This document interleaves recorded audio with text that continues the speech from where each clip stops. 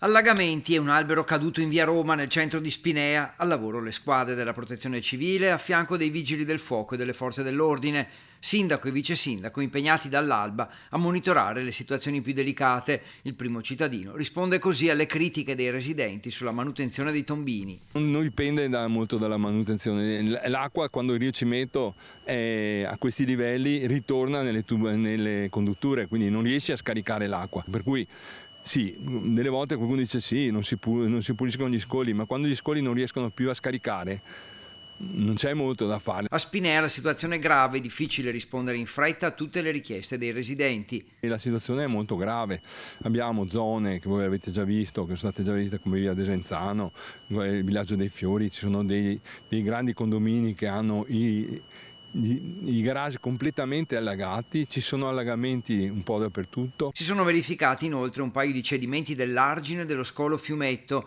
nei pressi del ponte che collega Piazza Cortina. E c'è ceduto l'argine un paio di punti, perché il livello è stato così alto, adesso è sceso di una cinquantina di centimetri, ha portato via i bordi, insomma, del Rio, e alcuni ponti erano addirittura con l'acqua che toccava il ponte. Insomma, questo è un ponte un po' più alto, ma più in fondo ce ne sono di altri un po' più bassi e quindi veramente è una situazione critica. È stato aperto il COC, centro operativo comunale, con la città metropolitana e la prefettura, un evento mai visto negli ultimi 30 anni. Si sta lavorando per emergenza, per le emergenze più gravi, andando man mano quelle che possono magari anche essere critiche per le persone, perché magari persone che possono avere problemi di mobilità, siamo cercati di intervenire subito, adesso man mano stiamo intervenendo nelle problematiche non meno gravi, ma da un certo punto di vista meno critiche. Squadre di protezione civile anche da Montebelluna, Cona, Loria, Zero Branco, Spresiano,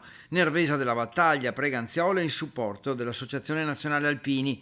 Situazione critica anche a Mirano e a Cavin di Santa Maria di Sala, mentre a Mira si è verificato il record di pioggia caduta della provincia di Venezia, oltre 180 mm, contro i 101 di Mestre, i 103 di Padova e gli 81 della Bassa Padovana.